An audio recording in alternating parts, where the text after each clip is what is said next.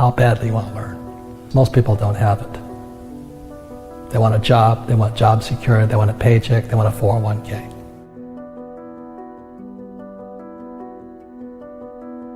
You've got to be so much smarter. If you want to be poor, I hate to say this, you can go to school, but you still won't learn anything about money. You know, there's a lot of people who can't make $1,000. And the reason they can't make $1,000 is because mentally, emotionally, spiritually, and physically, they're not capable of making $1,000, whatever the case is.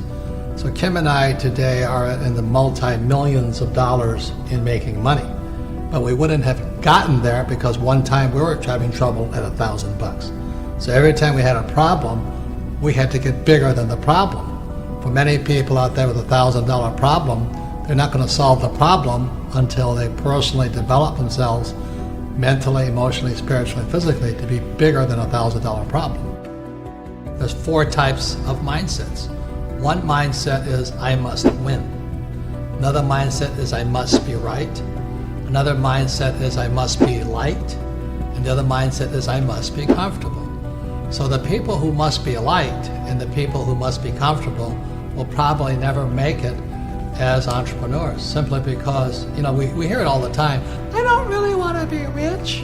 I just want to be comfortable. You know, I want to be with all my friends, have them like me. Well, they should not be entrepreneurs, they should be employees. The rich don't work for money. My way of teaching is to first put doubt in your brain, to challenge your belief systems.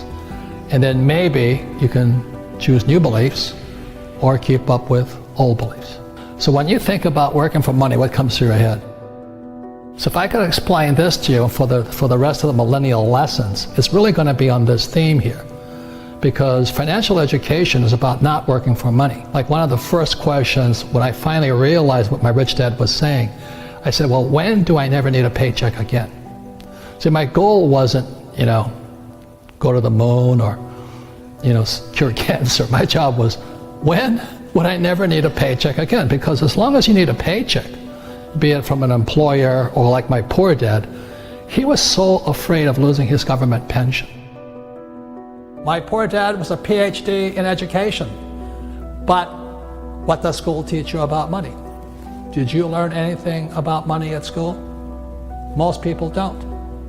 So that's why I had my rich dad, who was my best friend's father, and he was teaching me what the rich teach me. If you want to be poor, I hate to say this, you can go to school, but you still won't learn anything about money. And education is more important today, but what do you learn about money? Most kids now going to school, they're coming out of school deeply in debt with student loans, still not learning anything about money. Look at the middle class. You know, they may have high-paying jobs, but the jobs are going away. One of the most important things you have in your life is time. It's one of your greatest assets, or it's your liability. And being, you know, I just turned 70, and I have friends who have nothing. I mean, they have zero. Now they've made a lot of money, but they have nothing here. They have nice houses, nice cars, you know what I mean? And being young is great, except it can be a liability to you. Because when you're young, you're just having a lot of fun and life's exciting, you know, it's new. But the thing is so many people spend their time focusing here. They want to make a lot of money. And I can hear it in their words. I want a career. This is career. Okay? Or I'm going to start my own business. And this is the chart here, which we've seen. This is the cash flow quadrant, book number 2. E is employee. S is small business, self-employed, or a specialist like a doctor, lawyer, web designer. B is big business, 500 employees or more. And I is professional investor. The big mistake I see young people make is they focus here. And the words are, I want to do what I love. That's the track. You see, in real life, sometimes you have to do what you hate. Like people think I like to write books. I hate writing books. But it fills my purpose in life. It's not my passion, my purpose in life. because my purpose was to get here. I had to learn what I didn't want to learn. I had sometimes to do what I hated. I had to learn about taxes. I had to learn about debt. I had to take classes. I had to learn about insurance. So I was doing a lot of things I hated doing so I could come over here. These guys never do this because they live their passion. I want my passion. So the big mistake for young people is I'm going to do what I love, which is fine over here. But what do you love the most? Well, I loved my freedom. And I know it sounds greedy, but I love making money. I'd rather have a lot of money than no money. I've been both. I've been broke, I've been in down, everything, but I'd rather have a lot of money. The big mistakes I see young people making is here. You know, they think about what they want to do, what they love. And what I'm saying to you, the millennials right now, invest in what you love. Most young people, or should I say, short-sighted people, they think this is it or this is it. But this is the one here. The reason I make more money is because it's not what I'm doing what I love. I do sometimes what I hate so I can have the assets that I love. I love having a business. So the business affords me the lifestyle I want. And then I invest in real estate. This is what I know. The higher the risk, the more education it takes. How badly you want to learn. Most people don't have it. They want a job, they want job security, they want a paycheck, they want a 401k. And that's why they don't get to come here. That's why they don't get to come over here. Nothing right or wrong, you know. I don't ever want to be here. I knew when I was your age I wanted to come here, but the higher the risk, the higher the returns, but also the higher dedication, education, and study you have to go through. You've got to be so much smarter.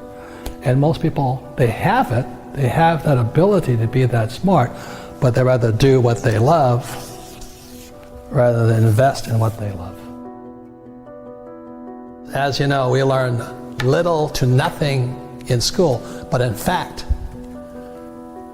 you'll find out that going to school actually diminishes your ability to get rich. You know, so that goes counter to what everybody tells you. You go to school, get a job, and you'll make money. And that worked probably 1,000 years ago, not working today. The number one reason to be an entrepreneur is not about money. The number one reason to be an entrepreneur is personal development. You know, to develop yourself to be, as the Army says, to be all you can be. So the lesson to young people is don't take a job for the money, take a job for what you're learning. When you look at a job, you look at what can I learn more than how much can I make. And I think that's the biggest challenge. And if you look for a job where you can learn a lot, the harder the job, the better it is. You know, I have bad luck too. I've had financial crashes. I've had people stab me in the back, but they're all good because I grow from it. That's spirituality. You know, people who are afraid of making mistakes, like they teach in school, they don't ever grow. Because spirituality is there's good and there's bad, there's right and there's wrong, there's up and there's down. Most people only want to be right, they only want to be positive.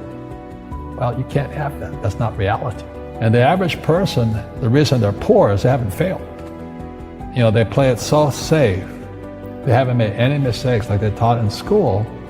That means they don't learn anything. That's why the school system's actually fundamentally corrupt. It's anti-education. You know, I go into business like a rugby team. You know, boom, boom. And we kick butt. But the average guy is standing there, oh, I'm an A student. I'm going to do this all on myself. And a bunch of rugby players run you over. And you go, well, they're not playing fair. Yeah, well, you're playing stupid. You should have a team. You should have accountants, attorneys, and bankers and all that stuff. But that's not the game I want to play. I said, then don't play the game.